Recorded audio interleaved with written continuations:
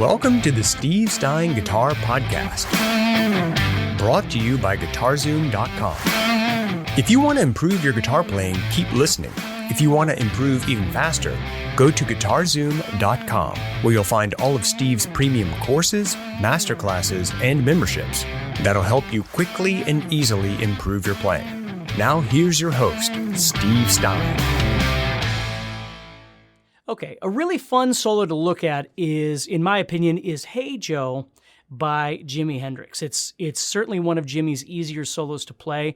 It's got a real authentic feel to it, though, so it's not all, just eighths and sixteenths. It's got a real kind of flow to it, so you got to get used to that a little bit. But let's first just break down a little bit of what's going on in the rhythm. I don't want to spend too much time with that, but I would like to give you the basic idea. So the first lick you've got here is this.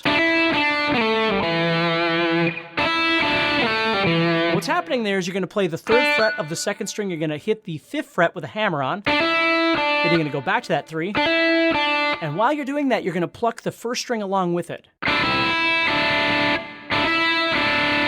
Then you're going to play the 4 on the third string, and you're going to slide back. And then I do a pull-off. And then you go to the 2 on the fourth string. So I'm going...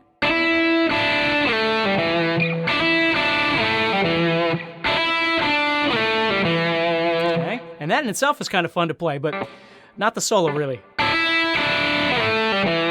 then you're going to pluck the E, so you have...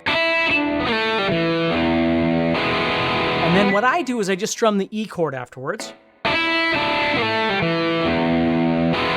I'm going to go up to the 5th fret of the 5th and 4th strings. Play 2 5s, 1 4, and then 1 2, using those 2 strings both times. Okay, then I'm going to go up to this, and then I start the song. So there I'm playing 7 and 9, and then 7 on the third string. Okay, so let me just play it real quick for you. I don't want to waste too much time on this.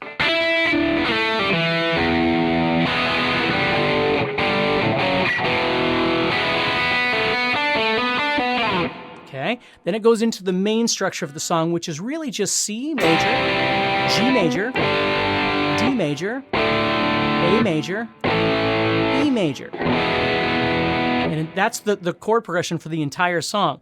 They're all major chords, and we're going to come back to that for a second when we talk about the solo. Then you've got these little fills. And...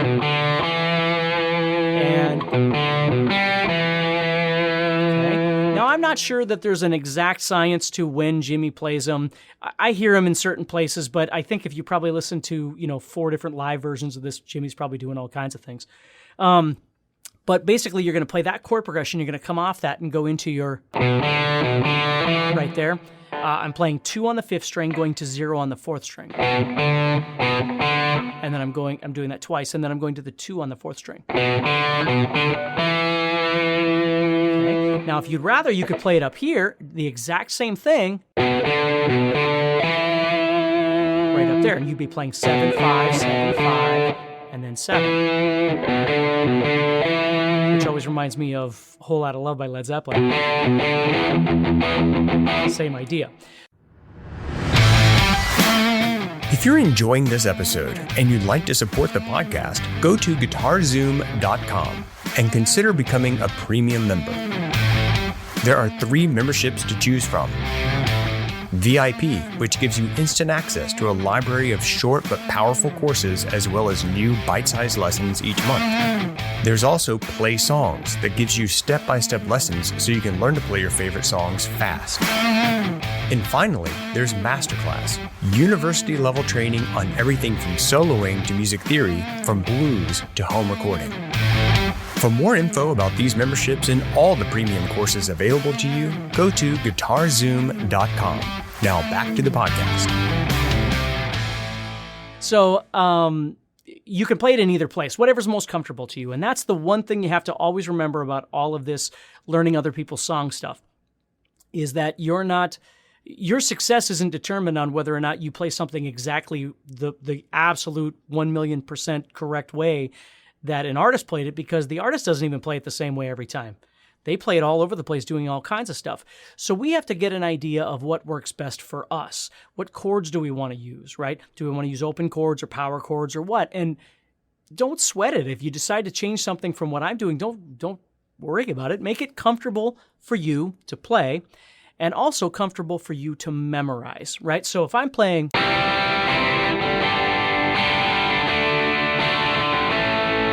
Here goes my lick. Up there's just fine. Sometimes I do that with a little hammer on there. Like that. Okay, now the next lick is the exact same thing, but you hear a new note. Right there, what I'm playing is 2 on the 5th, 0 on the 4th, 2 on the 5th, 0 on the 3rd. That's the new note. And then back to the 2 on the 4th string. So I have... And if I play it up there, I'm going 7, 5, 7, 5 on the 4th string. That's the new note. And again, whichever place you'd rather play it. Okay? Now that's primarily the structure of the song. C, G, D, A, and E. All major chords.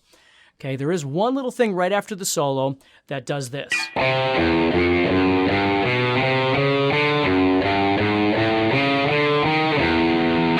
Which is pretty cool. So again, it's playing C, G, D, A, and E, but Jimmy's connecting them together with chromatic movements, notes that are chromatic, right? So he's playing C on the 5th string, which is the 3rd fret, and then you're going to play 0, 1, 2, 3 on the 6th string. And what's that note? It's G. There's your G chord. So it's going C, G, and he's playing, and then he plays 2, 3, 4, 5 on the 5th string, and then 2, 3, 4, 5 on the 6th string. Why is that working? Because you're going, that note right there is D, that note right there is A, so he's still playing the chord progression. He's just playing a cool little segment instead of playing the chords.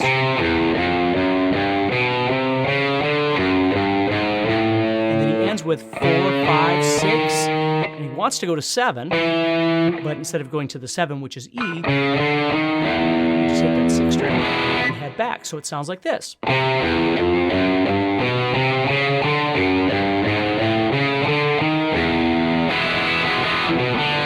we can go into one of those licks again, okay? So that situates us with what's happening with the rhythm of this song for the most part.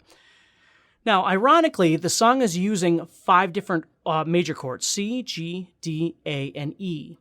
Now, in music theory, there's no such thing as getting 5 major chords in a key. That doesn't exist.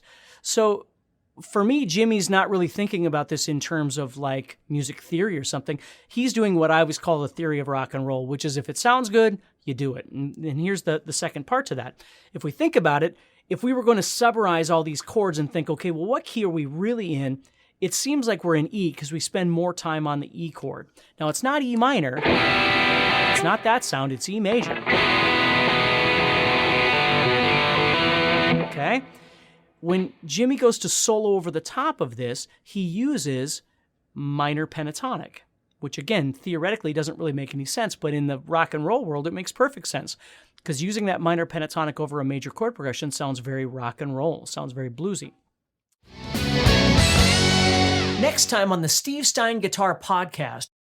Hey, Steve Stein here. Thank you so much for joining me. We're going to be looking at a number of different licks or sequences, whatever you want to call them, and they're going to be all based off the key of E minor, which is the same as the key of G major. And I've got some jam tracks, some drum tracks that I'm going to be giving you as well so you can practice along. But please understand, we're going to be looking at these from a technical standpoint of how to play them at the speeds that I'm playing them at, but also we're going to be looking at them from a creative standpoint.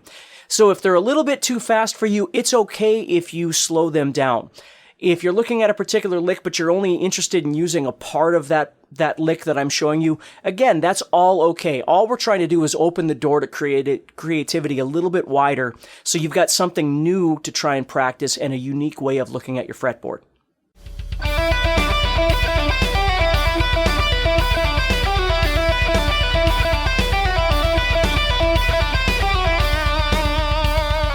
All right, so in this first lick, what we're doing is we're looking at something again in E minor.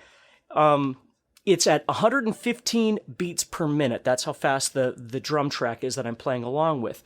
Now, you can play it faster, you can play it slower, you can do whatever you want with it, but we're going to look at this from two different perspectives. Number one, how to play it, and number two, what you could utilize it for in a creative space, okay?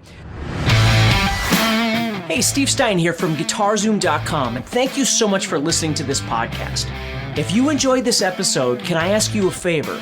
Please subscribe, leave a review, and share it with a friend. Your feedback means more to me than you'll ever know. And be sure to check out my YouTube channels where you'll find over 1,000 videos to help you with your guitar playing. Thanks again for listening. Stay positive, keep playing, and keep having fun. If you'd like some help with your guitar playing but you're not sure how to get started, go to GuitarZoom.com and look for the Help Me Choose survey. By answering a few simple questions, you'll get Steve's personal recommendation of the perfect course for you. All this and more is available for you at GuitarZoom.com.